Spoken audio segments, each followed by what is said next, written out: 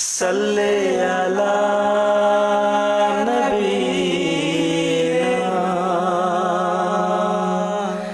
सल्ले अला मुहम्मदिन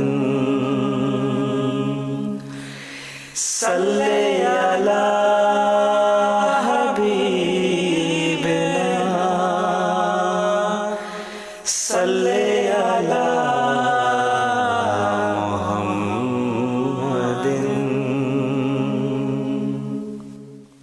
बलगल उला बिकमालिही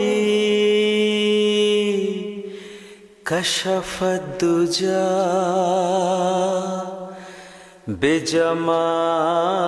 बिजमालिही बलगल उला बिकमालिही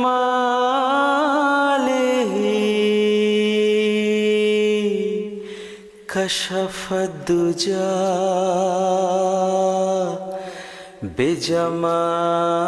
बिजमालिही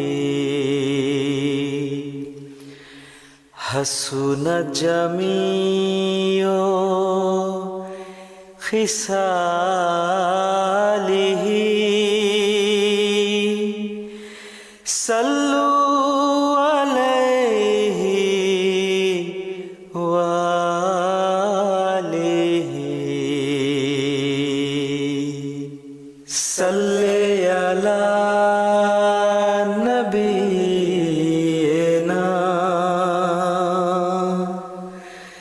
सल्ले अला मुहम्मदिन सल्ले अला नबीना सल्ले अला मुहम्मदिन सल्ले अला हबीबिना सल्ले अला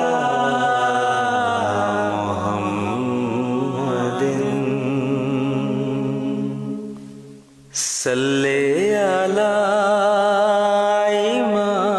इमामिना सल्ले अला मुहम्मदिन सल्ले अला नबीना सल्ले अला मुहम्मदिन सल्ले अला हबीबिना सल्ले अला मुहम्मदिन सल्ले अला रहीमिना सल्ले अला मुहम्मदिन सल्ले अला करीमिना सल्ले अला मुहम्मदिन सल्ले अला नबीना सल्ले अला मुहम्मदिन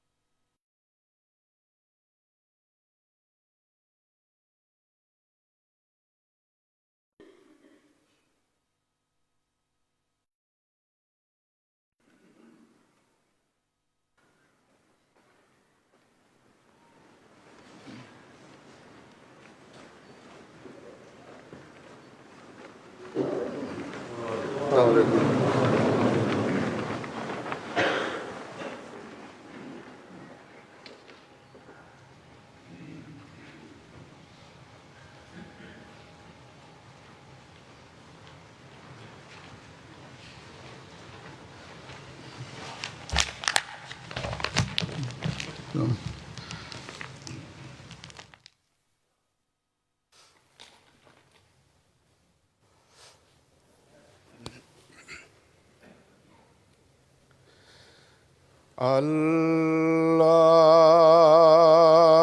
أكبر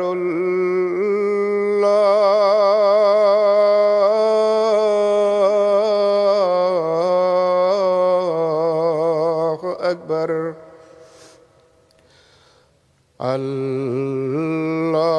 الله أكبر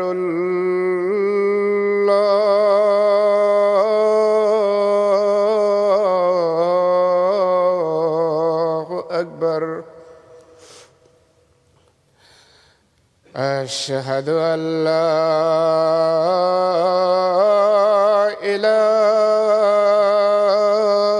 إله إلا الله أشهد أن لا إله إلا الله أشهد أن محمدًا رسول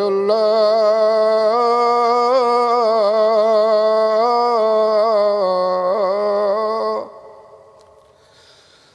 أشهد أن محمدًا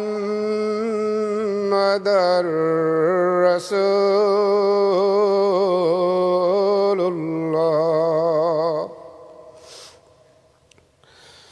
حي على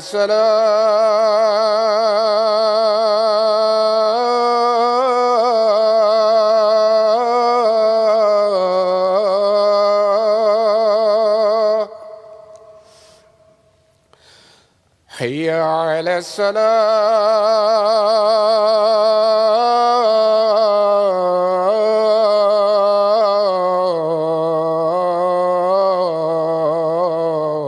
الصلاة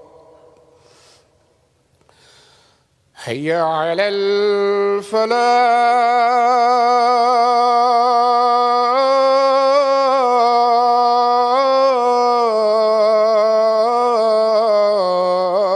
الفلاح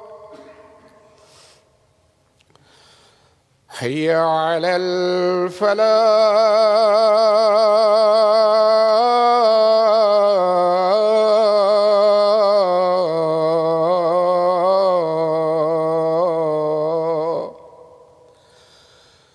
الله أكبر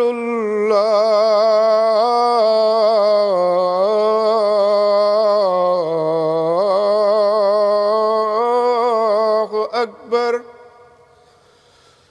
لا إله إلا الله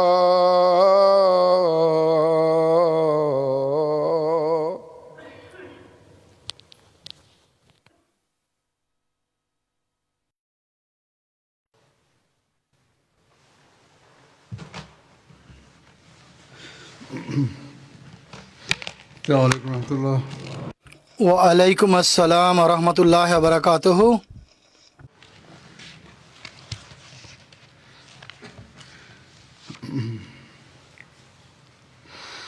أشهد أن لا إله إلا الله وحده لا شريك له وأشهد أن محمدًا عبده ورسوله أما بعد فأعوذ بالله من الشيطان الرجيم بسم الله الرحمن الرحيم الحمد لله رب العالمين الرحمن مالك يوم الدين إياك نعبد وإياك نستعين اهدنا الصراط المستقيم صراط الذين أنعمت عليهم غير المغضوب عليهم ولا الضالين আমিন।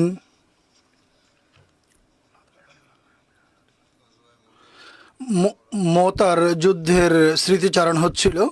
এ সম্পর্কে আরও বিশদ বিবরণ হলো, মহানবী সাল্লাল্লাহু আলাইহি ওয়াসাল্লাম যখন হযরত আবদুল্লাহ বিন রাওয়াহা রাদিয়াল্লাহু তাআলা আনহুকে বিদায় জানান, তখন হযরত আবদুল্লাহ রাদিয়াল্লাহু তাআলা নিবেদন করেন, হে আল্লাহ রসুল সাল্লাল্লাহু আলাইহি ওয়াসাল্লাম, আমাকে এমন কাজ করার আদেশ দিন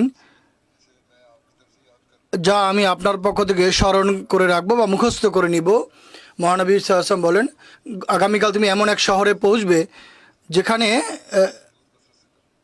যেখানে সেজদা কম হয়, সেখানে অনেক বেশি সেজদা করবে। এটি অনেক বড় উপদেশ ছিল। বর্তমান যুগে আমরা যেসব দেশে বসবাস করছি, এখানকার অবস্থাও অনুরূপ। আল্লাহ তাআলাকে মানুষ ভুলে গেছে। এখন বা এই যুগে আহমদীদের অনেক বেশি নিজেদের ইবাদতের প্রতি মনোযোগ নিবদ্ধ করা উচিত। এরপর তিনি নিবেদন করেন, হে আল্লাহ রসুল সাল্লাল্লাহু আলাইহি ওয়াসাল্লাম, আরও উপদেশ দিন। মহানবী সাল্লাল্লাহু আলাইহি ওয়াসাল্লাম বলেন, আল্লাহ তাআলার স্মরণ করো, আল্লাহ তাআলার জিকির করো। প্রত্যেক সেই বিষয়ে যখন তুমি চাইবে যে আল্লাহ তোমার সাহায্যকারী হন, তখন তুমি জিকির ইলাহি করবে। জিকির ইলাহি অনেক গুরুত্বপূর্ণ বিষয়। যখন হযরত আবদুল্লাহ রওয়ানা হন, তখন তিনি ফিরে আসেন এবং নিবেদন করেন, হে আল্লাহ রসুল, আল্লাহ এক এবং আল্লাহ এককে পছন্দ করেন। তখন তিনি বলেন, হে রওয়াহা, তুমি প্রশ্ন করতেই থাকবে কি?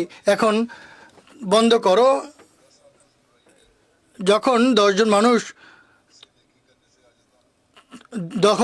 মানুষ তোমার সঙ্গে মন্দ করে, তখনও তুমি একজনের সঙ্গে পুণ্য করতে বিরত হবে না। যদি আল্লাহর খাতিরে পুণ্য কাজ করো, আল্লাহ তাআলার ভয় তোমার হৃদয়ে থাকে, তাহলে আল্লাহ তাআলা ক্ষমাশীল, তিনি মার্জনা করেন। অতএব আল্লাহ তাআলা পুণ্য কর্মকারীদের পুরস্কার দান করেন, তার নিয়ামত অনেক বিস্তৃত। সবসময় এই চেষ্টায় রত থাকবে যে পুণ্য কাজ করতে হবে, সৎ কাজ করতে হবে, ভালো কাজ করতে হবে, আর মন্দ কাজ থেকে বিরত থাকতে হবে। এমন নয় যে প্রত্যেকবার 10টি এই মন্দ কাজ করবে আর একটি পুণ্য কাজ করবে, তা নয়। বরং সত্যিকার তওবাকারী মন্দ কাজ করার পর মন্দ থেকে বিরত থাকার চেষ্টা করে আর পুণ্য কাজ করতে থাকে, এবং পুণ্য করতে করতে আল্লাহ তাআলার কৃপা অর্জনকারী হয়ে যায়। যা হোক, এটি মহানবী সাল্লাল্লাহু আলাইহি ওয়াসাল্লাম যখন বলেন তুমি পুণ্য কাজ করতে বিরত থাকবে না, তখন হযরত আবদুল্লাহ নিবেদন করেন, হে আল্লাহ রসুল সাল্লাল্লাহু আলাইহি ওয়াসাল্লাম, আমি এরপর আপনার কাছে আর কোনো প্রশ্ন করব না। লোকেরা মহানবী সাল্লাল্লাহু আলাইহি ওয়াসাল্লামের মনোনীত নেতাদেরকে, সেনাপতিকে বিদায় বলেন। আবদুল্লাহ বিন রাওয়াহাকে যখন বিদায় বলা হয়, তখন তিনি কাঁদতে আরম্ভ করেন। সাহাবীরা জিজ্ঞেস করেন, কি কাজ আপনাকে কাঁদাচ্ছে? তিনি বলেন, আল্লাহর কসম, আমি না জগৎকে ভালোবাসি আর না তোমাদেরকে ভালোবাসি। আমি মহানবী সাল্লাল্লাহু আলাইহি ওয়াসাল্লামকে এই আয়াত পাঠ করতে সকালে শুনেছি, যাতে আগুনের উল্লেখ আছে, মিনকুম ইল্লা ওয়ারিদুহা কানা আলা রাব্বিকা হাতমাম মাকদিয়া। অর্থাৎ তোমাদের মধ্যে হতে কেউই, তোমাদের মধ্যে সবাই সেখানে অবতীর্ণ হবে। তোমার প্রভুর পক্ষ থেকে এটি একটি চূড়ান্ত মীমাংসিত বিষয়। তিনি বলেন যে আমি জানি না যে যুদ্ধের পর আমি কিভাবে ফিরে আসব, সেখানে যুদ্ধক্ষেত্রে অবতীর্ণ হওয়ার পর কি অবস্থা হবে। তখন মুসলমানরা বলেন, আল্লাহ তোমার সাথী হন আর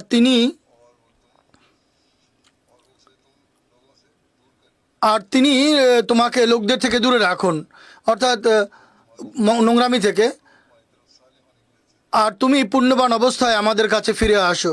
সবাই মিলে তার জন্য দোয়া করেন। যারা তাকে বিদায় জানাচ্ছিলেন তারা সবাই দোয়া দেন। এই ভয় ছিল তার মাঝে, নতুবা মুমিনের জন্য আল্লাহ তাআলা বলেন যে তারা কখনো দোজখে যাবে না।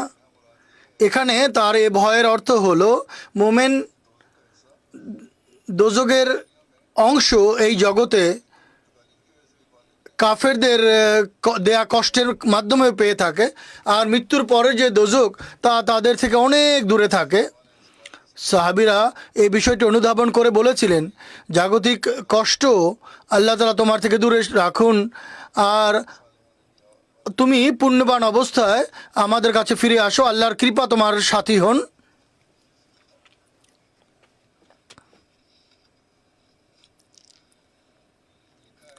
লেখা আছে যে হযরত আবদুল্লাহ বিন রওয়াহা জুমার নামাজের পরে মদিনা থেকে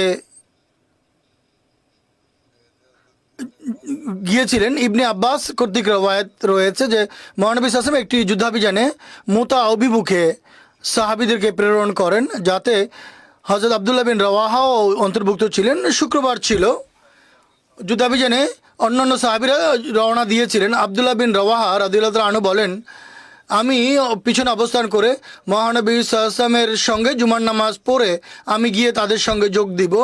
এরপর যখন মহানবী সাল্লাল্লাহু আলাইহি ওয়াসাল্লামের সাথে তিনি জুমার নামাজ পড়ছিলেন, তখন মহানবী সাল্লাল্লাহু আলাইহি ওয়াসাল্লাম তাকে দেখে বলেন, কোন কাজ তোমাকে তোমার সাথীদের কাছ থেকে বিরত রেখেছে রওনা হতে? তিনি বলেন যে আমার আকাঙ্ক্ষা ছিল আমি যেন আপনার সাথে জুমার নামাজ পড়ি, এরপর গিয়ে তাদের সঙ্গে মিলিত হব। মহানবী সাল্লাল্লাহু আলাইহি ওয়াসাল্লাম বলেন, পৃথিবীতে যা কিছু আছে যদি তুমি সব কিছু ব্যয় করো, কিন্তু যারা যুদ্ধাভিযানে রওনা হয়েছেন তাদের সমান পুণ্য তুমি লাভ করতে পারবে না। অর্থাৎ আমি যখন যুদ্ধাভিযান রওনা করেছি তখন তোমার এটি উচিত ছিল না যে তুমি পরে যাবে, জুমার নামাজ পড়ে যাবে, তোমার তাৎক্ষণিকভাবে যাওয়া উচিত ছিল। হযরত খালিদ বিন ওয়ালিদের প্রথমবার মুসলমানদের সঙ্গে মিলিত হয়ে যুদ্ধ করার উল্লেখ পাওয়া যায়। হযরত খালিদ বিন ওয়ালিদ একজন অশ্বারোহী ছিলেন। মহানবী সাল্লাল্লাহু আলাইহি ওয়াসাল্লাম যখন এই সেনাদলকে সমবেত করেন, তখন হযরত খালিদ রাদিয়াল্লাহু তাআলা আনহু ইসলাম গ্রহণ করেছিলেন, মাত্র 3 মাস হয়েছিল। যখন মুসলমানরা মদিনা থেকে যুদ্ধস্থানে পৌঁছেন, শত্রুরা জেনে যায়, তারা মোকাবেলা করার জন্য প্রস্তুত হয়। জানা যায় যে মদিনার মোনাফেক এবং ইহুদিরা মুসলমানদের সমবেত হওয়ার এবং সিরিয়া অভিমুখে তাদের মার্চ করার বা এগিয়ে যাওয়ার সংবাদ পাঠিয়ে দিয়েছিল, খ্রিস্টানরা যাতে তাদের আত্মরক্ষার ব্যবস্থা করতে পারে। সুরাবিল বিন আমর আরব ভূখণ্ডের সিরিয়ার দক্ষিণাঞ্চলের গভর্নর ছিল। মদিনার রোমান গুপ্তচরদের মাধ্যমে সে সংবাদ পায়। সে রোমানদের সংবাদ দেওয়ার জন্য লোক পাঠায় যে মুসলমানরা সিরিয়া অভিমুখে রওনা হয়েছে। এরপর রোমানদের মিত্র গোত্রগুলির সঙ্গে সিরিয়াতে সেনা সমবেত করতে আরম্ভ করে। এরপর সে তার ভাইকে তার কিছু সৈন্যসহ হারাভেল উদ্দেশ্যে প্রেরণ করে, যেন সেখানে ইসলামী সেনাদলের আগমনের সংবাদ সে লাভ করতে পারে। এটিও লেখা আছে, সুরাবিল বিন আমর 1 লক্ষের অধিক সৈন্য সমাবেশ করেছিল। যখন মুসলমানরা ওয়াদিউল কুরায় পৌঁছে, তখন সুরাবিল তার ভাই সাদুসকে 50 জন মুশরিক সহ প্রেরণ করেছিল। তারা মুসলমানদের সঙ্গে যুদ্ধ করে। সদুসের সঙ্গীরা পরাজিত হয় এবং সে নিজেও নিহত হয়। মুসলমানরা সম্মুখে অগ্রসর হয়। এরপর সিরিয়ার মান এলাকায় পৌঁছে, এই জায়গাটি মুতার পূর্বের ঘটনা এটি।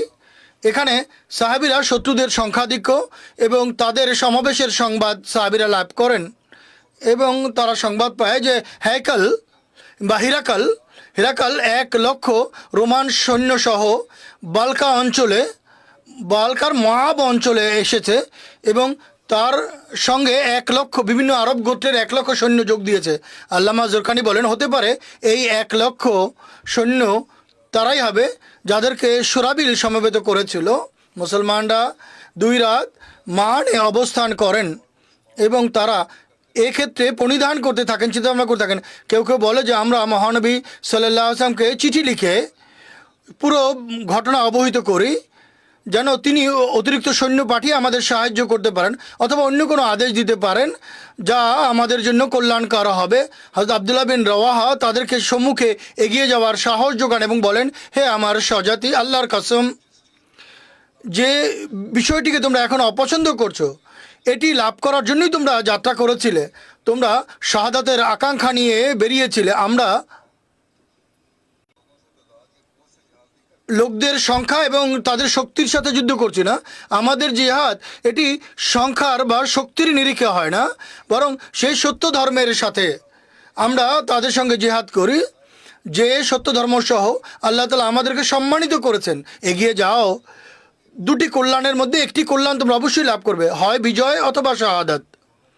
এই দুটি পদমর্যাদা মন্দ নয়। সম্মানিত সাহাবীগণ বলেন, খোদার কসম ইবনে রাওয়াহা সত্য বলেছে। সম্মানিত সাহাবীগণ সম্মুখে অগ্রসর হন। বালকার তখুর নামক স্থানে যখন পৌঁছেন, তখন তারা হিরাক্লিয়াসের সৈন্যদের সঙ্গে দেখা হয়, যারা রোমবাসী এবং আরববাসীদের সমন্বয় গঠিত ছিল। বালকা বসতির একটি বসতি ছিল সেখানে। মুসাহেব বলা হতো এই নগরীকে বা এই জায়গাকে। শত্রুরা নিকটে এগিয়ে এলে মুসলমানরা সেই শহরের দিকে এগিয়ে যায়, যাকে মোতা বলা হয়। সেখানেই এই যুদ্ধ সংগঠিত হয়। মুসলমানরা মুশরিকদের বা পৌত্তলিকদের আক্রমণের জন্য প্রস্তুতি নেয়। হযরত আবু হুরায়রা রাদিয়াল্লাহু তাআলা আনহু এই যুদ্ধে যোগদান করেছিলেন।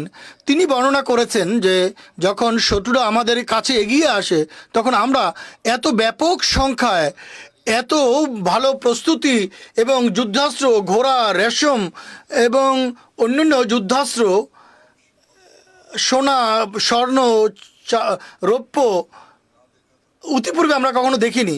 এমনকি আমার চোখ ঝলসে যায়। হযরত আবু হুরায়রা বলছেন যে এত উত্তম প্রস্তুতি দেখে আমার চোখ ঝলসে যায়। হযরত সাবেদ বিন আকরাম আমাকে বলে, হে আবু হুরায়রা, তুমি বিশাল সৈন্য দেখতে পাচ্ছ?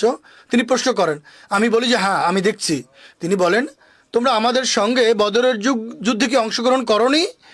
আমরা সৈন্য বেশি হওয়ার কারণে বিজয় লাভ করিনি। ইবনে সাদ বলেন, মুসলমানরা মুশরিকদের বিরুদ্ধে প্রস্তুতি নিয়েছে এবং সৈন্যদের ডানে এবং বামে তত্ত্বাবধায়ক নিযুক্ত করেছে মুসলমান সেনা দলের। হযরত জায়েদের শাহাদাত সম্পর্কে লেখা আছে। এরপর লোকেরা এক জায়গায় একত্রিত হয়, তারা চরম যুদ্ধ করে। হযরত জায়েদ বিন হারেসা রাদিয়াল্লাহু তাআলা আনহু মহানবী সাল্লাল্লাহু আলাইহি ওয়াসাল্লামের পতাকা নিয়ে যুদ্ধ করেন বা তরবারি নিয়ে যুদ্ধ করেন। এরপর তিনি শত্রুর বর্ষার আঘাতে শাহাদাতের অমীয় সুধা পান করেন। এরপর হযরত জাফর বিন আবি তালেব ইসলামের পতাকা তুলে নেন। যুদ্ধ হয়। যখন যুদ্ধ তীব্রতর হতে থাকে, তখন তিনি তার ঘোড়া সাকরা থেকে নিচে নেমে আসেন, কেন তার ঘোড়ার পা কেটে দেওয়া হয়েছিল। এরপর তিনি যুদ্ধ করতে করতে শহীদ হয়ে যান। হযরত জাফর প্রথম মুসলমান ছিলেন যিনি প্রথম খোদার পথে প্রথম নিজের ঘোড়ার পা কেটে দিয়েছিলেন। মোর্রা গোত্রের এক ব্যক্তি এই যুদ্ধে যোগদান করেছিলেন। তিনি বলেন, যদিও আমি এখনও হযরত জাফরকে দেখতে পাচ্ছি যখন তিনি তার শুকরা ঘোড়া থেকে নিচে নেমে এসেছিলেন এবং ঘোড়ার পা কেটে দিয়েছিলেন, তারপর যুদ্ধ করেছেন। এমনকি যুদ্ধ করতে করতে তিনি শহীদ হয়ে যান। তখন তিনি এই কবিতার পংক্তি পাঠ করছিলেন।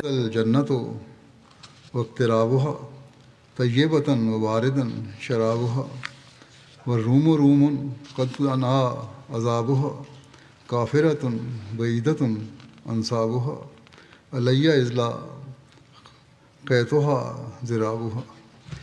जन्नत জান্নাত অর্থাৎ জান্নাত এবার নিকটের কি হতো, এর পানি কত পবিত্র এবং ঠান্ডা। রোমান তাদের শাস্তি নিকটে এসে গেছে। তারা কাফের, তারা অনেক দূরে আছে। আমার জন্য আবশ্যক আমি যেন তাদের জন্য যুদ্ধ করি এবং তাদেরকে আঘাত করি। একটি রেওয়ায়তে এসেছে, হযরত আবু আমের রাদিয়াল্লাহু তাআলা আনহু বর্ণনা করছেন যে হযরত জাফর তিনি তার তরবারি হাতে তুলে নেন, এরপর মুশরিকদের উপর আক্রমণ করেন। যখন তিনি আশঙ্কিত হন যে শত্রুরা আমার উপর আক্রমণ করবে, তখন তিনি তরবারি নিক্ষেপ করেন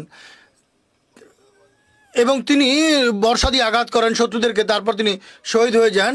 ইবনে হিশাম বলেন, হযরত জাফর বিন আবি তালেব তার ডান হাতে পতাকা তুলে ধরেন, সে হাত কেটে ফেলা হয়। তারপর বাঁ হাতে পতাকা তুলে নেন, তাও কেটে ফেলা হয়। এরপর তিনি তার দুই কনুই দিয়ে পতাকা আঁকড়ে ধরেন। এমনকি এভাবেই তিনি শাহাদাত বরণ করেন। তখন তার বয়স ছিল মাত্র 33 বছর। এই বাহুর বিনিময়ে আল্লাহ তাআলা তাকে দুটি বরকত দান করেন। দুটি পা দিয়েছিলেন, যা নিয়ে তিনি জান্নাতে যেখানে ইচ্ছা যেতে পারতেন। তিনি বলেন, আমি কথা ধরতে পারিনি। ইমাম বুখারী রহমাতুল্লাহ আলাইহে এবং বাইহাকি হযরত আবদুল্লাহ বিন ওমর রাদিয়াল্লাহু আনহু কর্তৃক বর্ণনা করেছেন যে তিনি বলেছেন যে আমি এই যুদ্ধে যোগদান করেছিলাম। আমরা হযরত জাফরকে সন্ধান করি, আমরা তাকে শহীদদের মাঝে খুঁজে পাই। আমরা দেখি তার শরীরে 60টির বেশি তীর এবং বর্ষার আঘাত ছিল। অন্য রেওয়ায়েতে এসেছে আমি তার দেহে বর্ষা এবং তীর এবং তরবারির 50টি আঘাত দেখেছি। তার মধ্যে কোনো একটি আঘাত তার পিঠে ছিল না, সবগুলো আঘাত তার বক্ষে ছিল, সামনের দিকে ছিল। যখন হযরত জাফর শাহাদাত বরণ করেন তখন ইসলামের পতাকা হযরত আবদুল্লাহ বিন রওয়াহা তুলে নেন। তিনি তার ঘোড়ার লেখা আছে, তিনি তার ঘোড়ায় নিয়ে এগিয়ে যান। হযরত জাফর সম্পর্কে বলা হয় হযরত আবদুল্লাহ বিন রওয়াহা হযরত জাফরের পরে কমান্ডার হয়েছিলেন। তিনি তার মধ্যে কিছুটা ভয় দেখা দেয়, ত্রাস সৃষ্টি হয়, তখন তিনি এই পংক্তি পড়েন হচ্ছে, হে আমার আত্মা, আমি শপথ করেছি, আমি কসম খেয়েছি, হে আমার আত্মা, তুমি অবশ্যই রণক্ষেত্রে অবতীর্ণ হবে, তুমি সানন্দে যাবে না অথবা তোমাকে বাধ্য করাবে। যদি লোকেরা সমবেত হয় আর তারা যদি কামান তরবা তুলে নেয়, তাহলে আমি তোমাকে দেখছি যে তুমি জান্নাতকে পছন্দ করছো না, তোমার সন্দেহ হচ্ছে। তিনি পংক্তির ভাষায় বলেন, দীর্ঘদিন ধরে তুমি এ বিষয়ে আশ্বস্ত ছিলে, এই যুদ্ধের ব্যাপারে আশ্বস্ত ছিলে। এতে পুরনো মশক থেকে ঝরে পড়ে এক কাতরা বিন্দু। এই পংক্তি পড়ার পর তিনি নিজের ঘোড়া থেকে নেমে আসেন। হযরত ইবনে উমর একটি হাড় সমৃদ্ধ মাংস নিয়ে আসেন এবং তাকে বলেন, এটি খেয়ে আপনি শক্ত হন, কিছুটা শক্তি লাভ করবেন, এই মাংস খাওয়ার পরে আপনার শক্তি হবে। তিনি কষ্ট পাচ্ছিলেন, আপনাকে কঠিন পরিস্থিতির সম্মুখীন হতে হচ্ছে এই দিনগুলোতে। তিনি সেই হাড়যুক্ত মাংস খান, এর কিছু অংশ ভাঙেন, তারপর লোকদের মাঝে হইচইয়ের আওয়াজ শুনতে পান যে যুদ্ধ আরম্ভ হয়ে গেছে এবং তরবারির ঝংকার শুনতে পান। তখন তিনি নিজেকে বলেন, তুমি এখনও জগৎ পূজায় লিপ্ত, তুমি এখনও জগৎ নিয়ে চিন্তা করছো। তখন সেই মাংস হাড় তিনি ফেলে দেন। তুমি মাংস খাইতে পড়ে আছো আর লোকেরা যুদ্ধ করছে। তখন মাংস তিনি ফেলে দেন এবং নিজের তরবারি হাতে তুলে নেন, এগিয়ে যান এবং যুদ্ধ করতে আরম্ভ করেন। এমনকি তিনি যুদ্ধ করতে করতে শাহাদাত বরণ করেন এবং তার হাত থেকে পতাকা পড়ে যায়। মুসলমান এবং মুশরিকরা মিলে যায় এবং কিছু পশ্চাৎপদ হয়। হযরত ইবনে আমর ডেকে ডেকে বলে, হে জাতি, হে স্বজাতি, পিঠ দেখিয়ে যুদ্ধ করার পরিবর্তে সম্মুখে এগিয়ে যুদ্ধ করা উত্তম। তিনি তাদেরকে উত্তেজিত করেন, উৎসাহিত করেন, অনুপ্রাণিত করেন। জায়েদ, জাফর এবং আবদুল্লাহ রওয়াহা, তাদের তিনজনকে একই কবরে সমাহিত করা হয়। হযরত আবু আমের রাদিয়াল্লাহু আনহু বর্ণনা করেন, যখন হযরত আবদুল্লাহ বিন রওয়াহা শহীদ হয়ে যান তখন মুসলমানরা চরমভাবে পরাস্ত হন। তিনি বলেন, আমরা দুজনকে এক জায়গায় একত্রিত দেখতে পাইনি, সবাই বিচ্ছিন্ন হয়ে পড়েছিলেন। এক আনসারি ব্যক্তি পতাকা তুলে নেন এবং দৌড়ে আসেন এবং কিছু মানুষের সামনে এসে তিনি পতাকা প্রতিত করেন এবং বলেন, হে লোকেরা, আমার কাছে আসো। লোকেরা তার কাছে সমবেত হয়, জড়ো হয়। যখন মুসলমানদের পতাকা এক জায়গায় আসে তখন তারা মুসলমান পতাকার পাশে জড়ো হন। সংখ্যা বেড়ে গেলে হযরত খালেদ বিন ওয়ালিদের কাছে তারা যান। হযরত খালেদ সেই আনসারি সাহাবীকে বলেন, আমি এটি তোমার কাছ থেকে নিব না, তুমি এর বেশি অধিকার রাখো। তখন সেই আনসারি সাহাবী বলেন, আল্লাহর কসম, আমি এটি তোমার জন্য নিয়ে এসেছি, আমি নিয়ে এসেছি তোমার জন্য, হে খালেদ বিন ওয়ালিদ। যা হোক, হযরত খালের সেনাপতিত্বে মুশরিকদের পরাজয় আর আল্লাহ তাআলা মুসলমানদেরকে বিজয়ের সংবাদ দেয়া, এ সম্পর্কে বিস্তারিত বিবরণ রয়েছে। লেখা আছে যে হযরত আবু ইউসর আনসারী রাদিয়াল্লাহু আনহু বর্ণনা করেন, যখন হযরত আবদুল্লাহ বিন রওয়াহা রাদিয়াল্লাহু আনহু শাহাদাত বরণ করেন তখন আমি ইসলামের পতাকা হযরত সাবিত বিন আকরামের হাতে তুলে দেই। হযরত সাবিত হযরত খালিদ বিন ওয়ালিদ রাদিয়াল্লাহু আনহুকে বলেন, আপনি রণকৌশল সম্পর্কে আমার বেশি জানেন। তাই তিনি খালিদ বিন ওয়ালিদকে সেই পতাকা দিয়ে দেন। ইবনে ইসহাক বর্ণনা করেন যে যখন হযরত খালিদ বিন ওয়ালিদ পতাকা তুলে নেন তখন তিনি লোকদের প্রতিরক্ষা করেন এবং তিনি সবাইকে একত্রিত করেন এবং নিজ সেনাদলকে একদিকে সরিয়ে নেন, আর শত্রুরাও তাদের জায়গা থেকে পিছনে সরে যায় এবং তিনি লোকদেরকে রক্ষা করে সরে আসেন। ইবনে ইসাক দূরে সরে যাওয়াই রোমানদের হাত থেকে রক্ষা পাওয়ার ব্যাপার ছিল, কেননা 2000 মুসলমান ছিল, মুসলমানদের মধ্যে একত্রিত মিলেমিশে গিয়েছিল। মুসলমানদের সংখ্যা ছিল 3000। এই যুদ্ধাভিযান বিজয়, এবং বিজয় এই জন্য বলা হয় শত্রুরা মুসলমানদের ঘিরে ফেলেছিল, তারা মুসলমানদের চতুর্দিকে জড়ো হয়েছিল। এই সময় সমস্ত মুসলমান শহীদ হতে পারত, আশঙ্কা ওটা ছিল, কিন্তু একথা বলা যে মহানবী সাল্লাল্লাহু আলাইহি ওয়াসাল্লামের নির্দেশ পরিপন্থী ছিল। এমনকি আল্লাহ তাআলা তোমাদেরকে বিজয় দান করবেন পরিশেষে, অর্থাৎ এটি ছিল তোমরা বেঁচে যাবে এবং তোমরা বিজয় লাভ করবে। বিজয়ের বিভিন্ন দিক বা আঙ্গিক হয়ে থাকে। অধিকাংশ জীবনীকা লিখেছে খালেদ এবং তার সঙ্গীরা শত্রুদের সঙ্গে যুদ্ধ করেন, এমনকি তাদেরকে পরাজয় বরণ করতে বাধ্য করেন। হযরত আবু আমের বর্ণনা করেন, যখন হযরত খালেদ রাদিয়াল্লাহু আনহু পতাকা তুলে নেন তখন শত্রুদের উপর তিনি আক্রমণ করেন। আল্লাহ তাআলা শত্রুদেরকে চরমভাবে পরাজিত করেন। এমন পরাজয় আমি ইতিপূর্বে কখনো দেখিনি। এমনকি মুসলমানরা তাদেরকে এমনভাবে হত্যা করেছে যেভাবে তাদের মন চেয়েছে। এটি আরেকটি রেওয়ায়েত। আর আরেক রেওয়ায়েত এমনও রয়েছে যে হযরত খালেদের প্রজ্ঞার কারণে লেখা আছে যে হযরত খালেদ রাদিয়াল্লাহু আনহু মোতার মুসলমান সেনাদলকে পুনরায় ঐক্যবদ্ধ করেন এবং অশ্বারোহীদেরকে একটি দল গঠন করেন এবং তাদেরকে নির্দেশ দেন তারা যেন দক্ষিণে ইসলামী সেনাদলের পিছনে এমন জায়গায় তারা যেন শিবির স্থাপন করে যেখানে রোমানরা দেখতে পাবে না। হযরত খালেদ তাদেরকে বলেন তারা যেন বিভিন্ন দলে উপদলে বিভক্ত হয়ে ইসলামী সেনাদলের পিছন দিক থেকে মোতার পিছন দিক থেকে আক্রমণ করবে এবং উচ্চস্বরে তারা যেন জয়ধ্বনি দেয় এবং নিজেদের ঘোড়াকে যেখানে মাটি আছে সেখান থেকে যেন ছোটায়, যেন ধুলা উঠতে থাকে।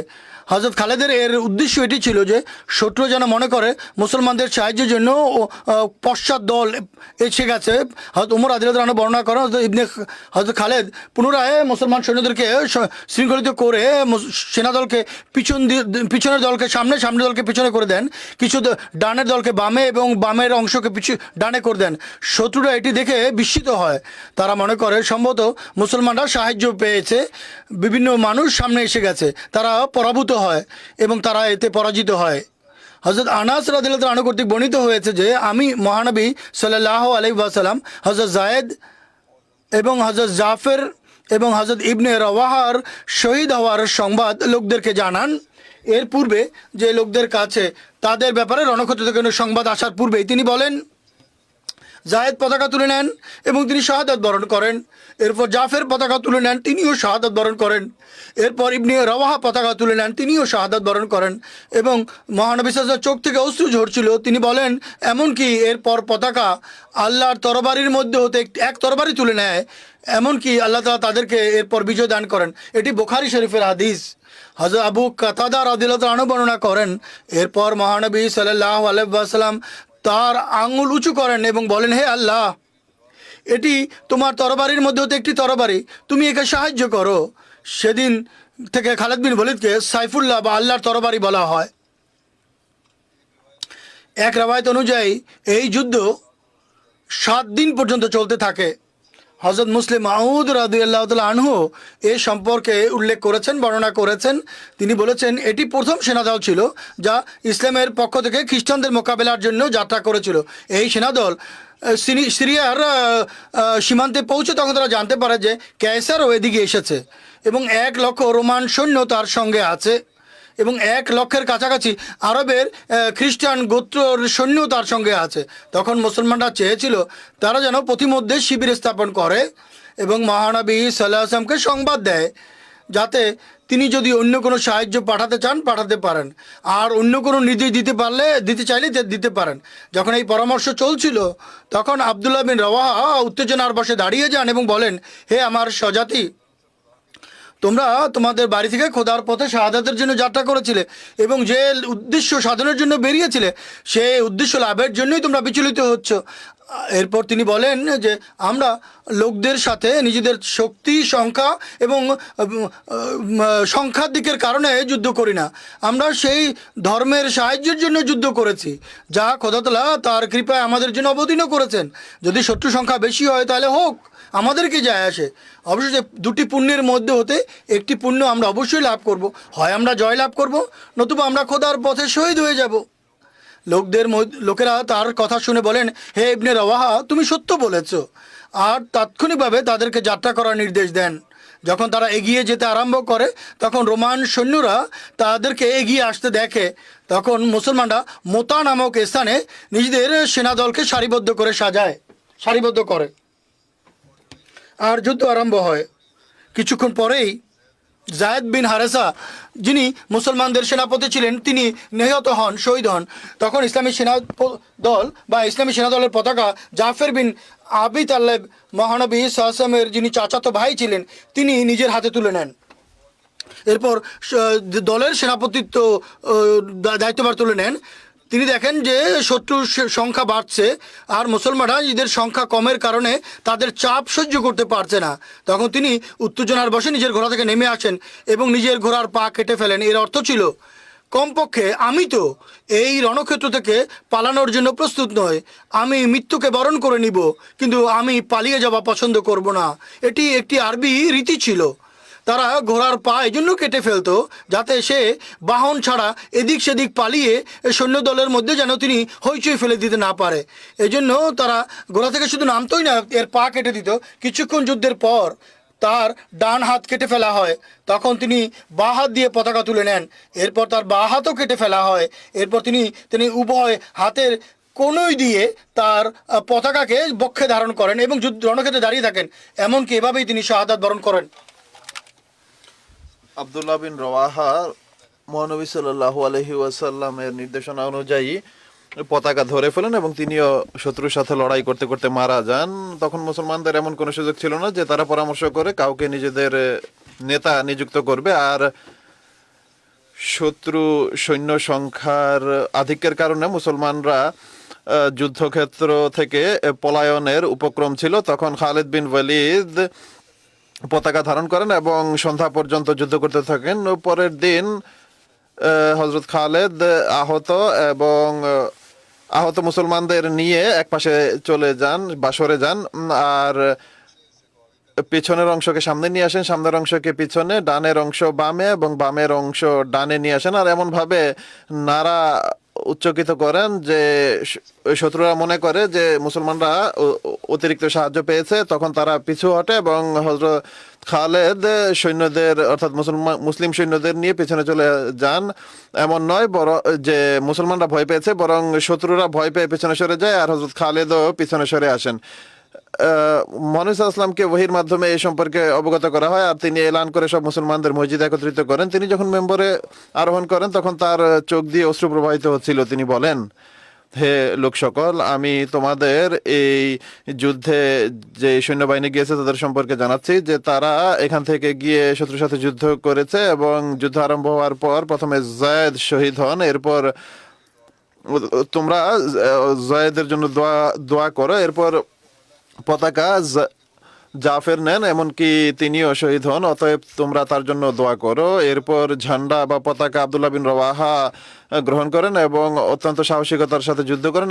অবশেষে তিনিও শহীদ হয়ে যান, অতএব তোমরা তার জন্য দোয়া করো। এরপর পতাকা খালিদ বিন ওয়ালিদ গ্রহণ করেন। আমি তাকে কমান্ডার নিযুক্ত করিনি, কিন্তু তিনি নিজেকে কমান্ডার নিযুক্ত করেছেন। কিন্তু তিনি খোদা তাআলার তরবারিগুলোর মধ্যে একটি তরবারি। এর বিস্তারিত বিবরণ লেখা আছে যে কিভাবে হয়েছে এক বন্ধুর ইতিহাসে। অতএব তিনি খোদা তাআলার সাহায্য সহ ইসলামী সেনাবাহিনীকে ফিরিয়ে নিয়ে আসেন। খালিদ বিন ওয়ালিদ সম্পর্কে সাইফুল্লাহ বা খোদার তরবারি এইভাবে প্রসিদ্ধ হয়ে যায়। খালিদ যেহেতু পরবর্তীতে ঈমান এনেছিলেন, তাই অনেক সাহাবী তাকে কটূক্তি করত।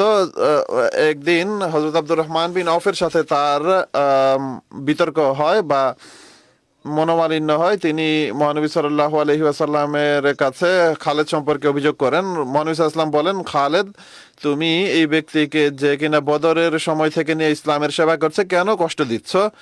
তুমি যদি উহুদের সমান স্বর্ণ খরচ করো তাহলেও খোদা তাআলার কাছে এর সমান প্রতিদান পাবে না। তখন হযরত খালিদ বলেন যে হে আল্লাহর রাসূল, তারা আমাকে যখন উত্ত্যক্ত করে তখন আমি উত্তর দিই। তখন মহানবী সাল্লাল্লাহু আলাইহি ওয়াসাল্লাম বলেন যে তোমরা খালিদকে কষ্ট দিও না। খালিদেরও মনস্তুষ্টি করেন তিনি আল্লাহ তাআলার তরবারিগুলোর মাঝে একটি তরবারি যা খোদা তাআলা কাফেরদেরকে ধ্বংস করার জন্য বের করেছেন। কয়েক বছর পর এই ভবিষ্যৎবাণী অক্ষরে অক্ষরে পূর্ণ হয়। মদিনা থেকে যেসব সাহাবীরা সাথে যায়নি তখন তারা বলতে আরম্ভ করে, অর্থ ছিল যে তোমার সেখানে লড়াই করে মৃত্যুবরণ করা উচিত ছিল, ফিরে আসা উচিত ছিল না। কিন্তু মহানবী সাল্লাল্লাহু আলাইহি সাল্লাম বলেন যে তারা পলায়ন করেনি, বরং বারবার ফিরে গিয়ে শত্রুর উপর আক্রমণকারী সিপাহী। এভাবে মহানবী সাল্লাল্লাহু আলাইহি সাল্লাম আগামী ইতে যে সকল যুদ্ধ হবে সেগুলো সম্পর্কে ভবিষ্যৎবাণী করেছিলেন। আর খালিদ বিন ওয়ালিদ সেখানে নিজের কৌশলও দেখিয়েছেন। পতাকার সম্মান সম্পর্কে হযরত মুসলিম মাউদ এক উপলক্ষে বলেন যে জাতিগুলোতে পতাকার অনেক সম্মান করা হয়। অনেক সময় শত্রুপক্ষ থেকে পতাকা ছিনিয়ে নেওয়ার জন্য অনেক বড় বড় কুরবানি দেওয়া হয়, আর অনেক সময় নিজে পতাকাকে রক্ষার জন্য অনেক বড় বড় কুরবানি করা হয়। আর এটি শিরক নয়, বরং যেভাবে বাপ বা পিতার সামনে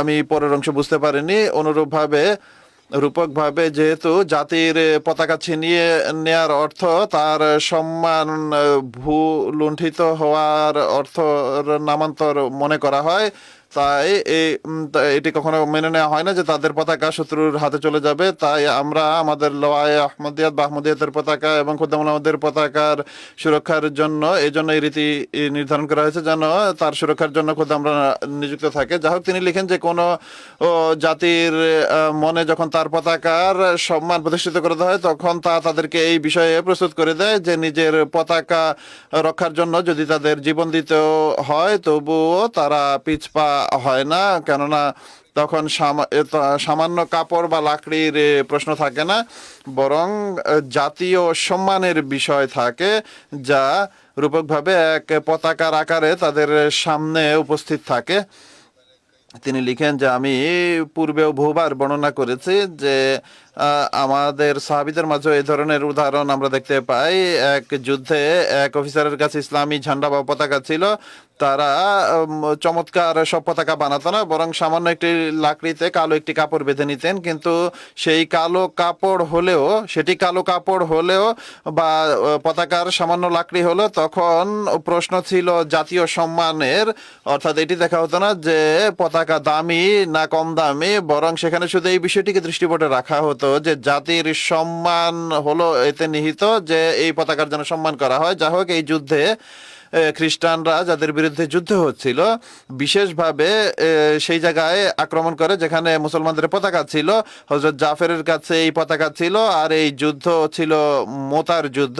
তারা যখন আক্রমণ করে তখন হযরত জাফরের একটি হাত কেটে যায়। তিনি তৎক্ষণাৎ নিজের পতাকা অন্য হাতে ধরে ফেলেন। যখন শত্রুরা দেখে যে পতাকা পুনরায় উপরে উঠেছে তখন তারা পুনরায় আক্রমণ করে, ফলে তার দ্বিতীয় হাতও কেটে পড়ে। তখন যাতে তিনি পতাকা ধরে রেখেছিলেন তিনি তৎক্ষণাৎ তার উভয় বাহু দ্বারা পতাকা ধরে ফেলেন। যেহেতু ও হাত দিয়ে বেশিক্ষণ ঝান্ডা তুলে রাখা সম্ভব ছিল না, তাই তিনি উচ্চস্বরে ডাকেন যে কোনো মুসলমান যেন সামনে আসে এবং এই ঝান্ডা বা পতাকা ধারণ করে। আর তিনি বলেন যে হে মুসলমানরা, দেখো ইসলামের ঝান্ডা বা পতাকা যেন নিচে না পড়ে। তা সামান্য লাকড়ি বা কাপড়ের পতাকা হলেও এর নাম তিনি ইসলামের ঝান্ডা বলেছিলেন, যে যদিও এটি লাকড়ি এবং সামান্য কাপড় দ্বারা প্রস্তুতকৃত কিন্তু এটি ইসলামের পতাকা, তাই এর সুরক্ষা করা একান্ত আবশ্যক। অতএব অপর এক অফিসার সামনে এসে সেই ঝান্ডা ধারণ করেন বা পতাকা ধারণ করেন। আমার মনে হয় তিনি তার নিজের মতামত ব্যক্ত করছেন যে খালিদ বিন ওয়ালিদ ছিলেন।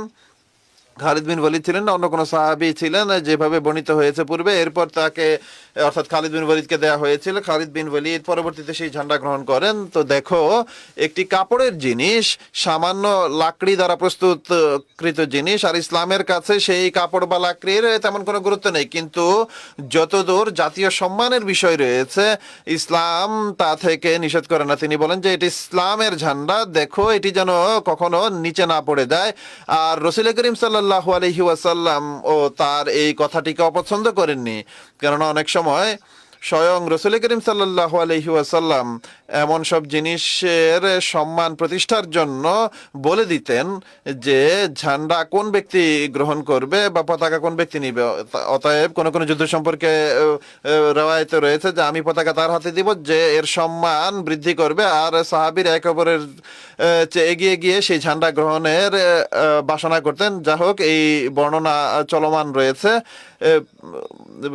বিশ্বের সামগ্রিক পরিস্থিতির জন্য দোয়া জারি রাখুন। আমি বারবার বলে আসছি, বিশেষত আজকাল ভারত পাকিস্তানের যে পরিস্থিতি, তার জন্য বিশেষ দোয়া করুন। আল্লাহ তাআলা অত্যাচারকে শেষ করুন, অত্যাচারীদের হাতকে রুখে দিন।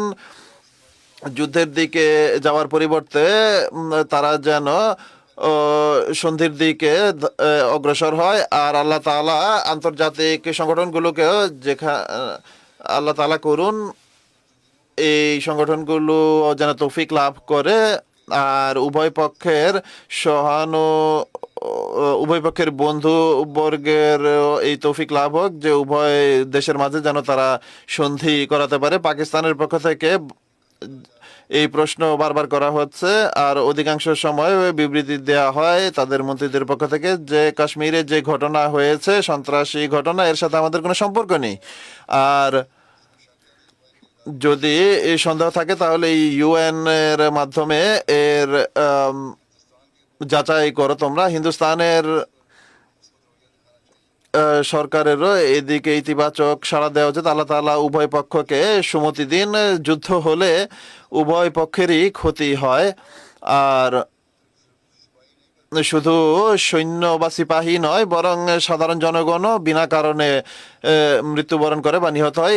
এটি আমরা আজকালকার যুদ্ধে দেখছি, আর এটি পৃথিবীতে হচ্ছে। যা হোক, পৃথিবীর সমস্ত মুসলমানদের জন্য দোয়া করুন।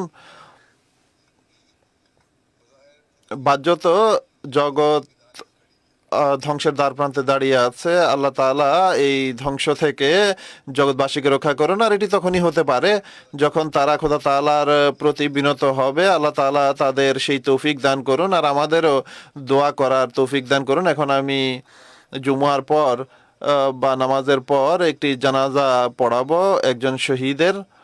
মোহাম্মদ আসিফ সাহেব, রফিক সাহেবের পুত্র, জেলা কসুরের অধিবাসী ছিলেন তিনি। তাকে আহমদিয়াতের শত্রুরা 24 এপ্রিল তারিখে গুলি করে শহীদ করে। ইন্না লিল্লাহি ওয়া ইন্না ইলাইহি রাজিউন।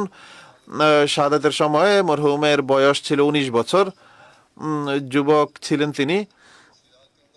বিস্তারিত বর্ণনা অনুযায়ী ঘটনার দিন রাত প্রায় 11:15টার সময় মোহাম্মদ আসিফ সাহেব নিজের একজন আহমদি প্রতিবেশী আসনান আহমদ সাহেবের সাথে মোটর সাইকেলে করে গ্রামের বাইরে একটি দোকান থেকে ঘরের প্রয়োজনীয় কিছু জিনিস ক্রয় করে আনেন। গ্রামের দোকানদারেরা বয়কট করে রেখেছিল, তাই অনেক সময় জিনিসপত্র কিনতে গ্রামের বাইরে যেতে হতো। ঘর থেকে প্রায় 100 মিটার দূরত্বে পথে বিরোধীরা পূর্বেই উৎপেতে ছিল। তারা উভয়ের উপর গুলি করে মোহাম্মদ আসিফ সাহেবের ডান দিকে কোমরের কাছে গুলি লাগে, যা তার শরীর ভেদ করে বেরিয়ে যায়, আর তার সাথী আসনান আমাদের পায়েও গুলি লাগে। তারা গুলি চালাতে থাকে। আমাদের এই উভয় খাদেম আহত হওয়া সত্ত্বেও সাহসিকতার সাথে সেখান থেকে মোটর সাইকেলে বেরিয়ে আসেন, আর কিছুটা দূরত্বে এসে পড়ে যান। মোটর সাইকেল চালিয়ে সেখান থেকে চলে আসেন। পুলিশ দেরিতে আসে, তখন আক্রমণকারীদের পক্ষ থেকে গুলি চলছিল, যার ফলে তাদের উভয়কে তাৎক্ষণিকভাবে হাসপাতালে নিয়ে যাওয়া সম্ভব হয়নি। পুলিশের যখন পৌঁছে তখন আসিফ সাহেবকে হাসপাতালে নেওয়া হয়, যদিও এর মাঝে অতিরিক্ত রক্তক্ষরণের কারণে মোহাম্মদ আসিফ সাহেব হাসপাতালে পৌঁছতেই শহীদ হয়ে যান। ইন্না লিল্লাহি ওয়া ইন্না ইলাইহি রাজিউন। ঘটনার মামলা সম্পৃক্ত পুলিশ স্টেশন কসুরে দায়ের করা হয়েছে। এখন মামলা হওয়ার পর এমন পরিস্থিতি হয় যারা কিছুই করে না, দেখা যাক তারা কি করে। 3 লোককে গ্রেপ্তার করা হয়েছে, অথচ আসনান আহমদ সাহেব যার পায়ে গুলি লেগেছিল তিনি এই প্রাথমিক চিকিৎসার পর আল্লাহ তাআলার কৃপায় এখন কিছুটা ভালো অবস্থানে রয়েছেন। জেলা কসুর গত 3 বছর যাবৎ প্রচন্ড বিরোধিতা বিরাজ করছে। বিভিন্ন সময় জামাতের সদস্যদের উপর মিথ্যা মামলা দায়ের করা হয়। বহুবার আহমদীদেরকে অত্যাচারের লক্ষ্যস্থলে পরিণত করা। আহমদিয়া কবরস্থানে আহমদি কবরগুলো থেকে কলেমা তাইয়্যিব এবং অন্যান্য নাম মুছে দেওয়া হয়। গ্রামে বয়কট করে রাখা হয়। দোকান থেকে কোনো জিনিস কিনতে ক্রয় করতে দেওয়া হয় না। ওয়াটার ফিল্টার থেকে পানি সংগ্রহ করতে দেওয়া হয় না।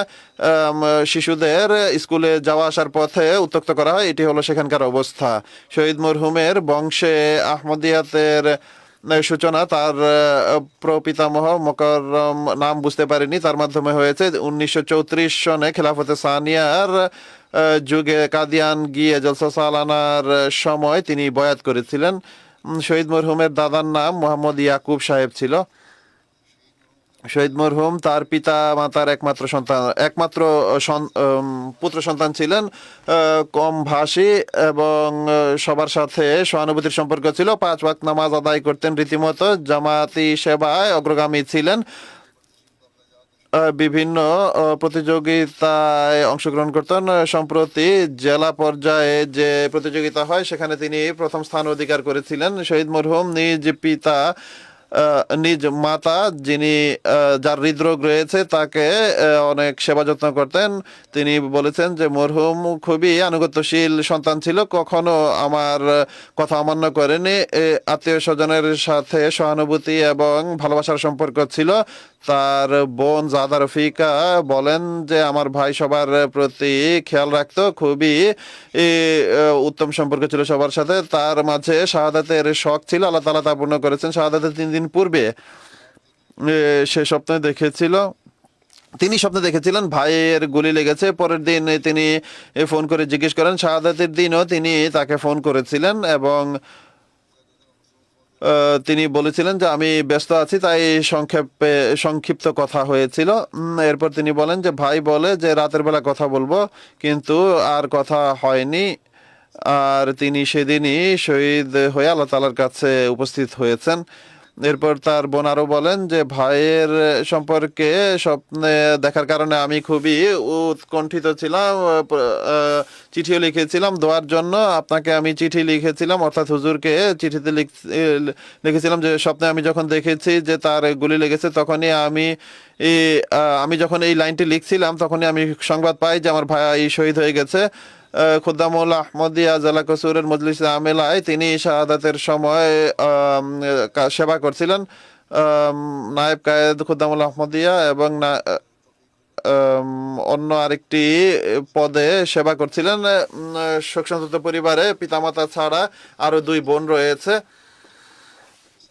নিসার আহমদ সাহেব সদর জামাত ভুলের তিনি লিখেছেন যে শহীদ মরহুম উত্তম গুণাবলীর অধিকারী, খুবই হাস্যবোধন মানুষ ছিলেন। আমি তাকে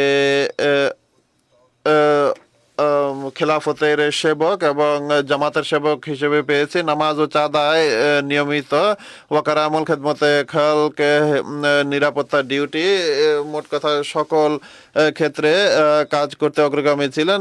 পিতামাতার সেবক এবং তাদের সব দিক থেকে খেয়াল রাখতেন। তারেক আহমদ সাহেব মোয়াল্লেম তিনি লিখেছেন যে শহীদ মরহুম উন্নত গুণাবলীর অধিকারী ছিলেন। তার ঘরে টেলিভিশন ছিল না, কিন্তু তিনি খুতবা জুমা রীতিমতো নিজ ফোনে শুনতেন, আর অথবা আমার কাছে চলে আসতেন মিশন হাউসে খুতবা শোনার জন্য আমার ঘরে। আর এরপর বলেন যে যখনই কোনো জামাতি কাজের জন্য তাকে ডাকা হতো তখন তৎক্ষণাৎ উপস্থিত হয়ে যেতেন। সমস্ত কাজ খুবই দায়িত্বের সাথে করতেন। জামাতি অতিথিদের আগ্রহের সাথে সেবা করতেন। আল্লাহ তাআলা কৃপা ও ক্ষমার আচরণ করুন, তার মর্যাদা উন্নীত করুন, তার পরিবারের সদস্যদের ধৈর্য এবং মনোবল দিন। পাকিস্তানে এই সন্ত্রাসী কার্যক্রম যারা করে এবং জামাতের বিরোধিতা যারা করে তাদের সাহস দিন দিন বৃদ্ধি পেয়ে চলেছে। আল্লাহ তাআলা দ্রুত তাদের পাকড়াও করার ব্যবস্থা করুন।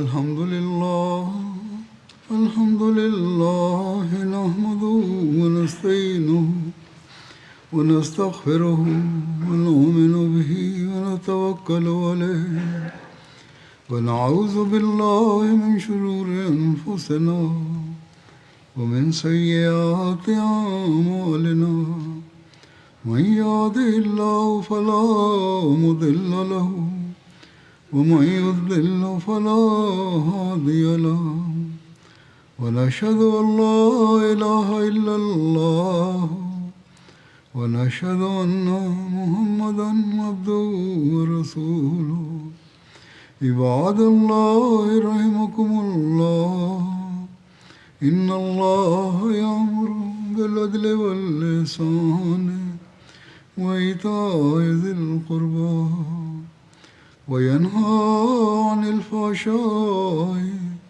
والمنكر والبغي يعظكم لعلكم تذكرون اذكروا الله يذكركم وادعوه يستجب لكم ولذكر الله أكبر.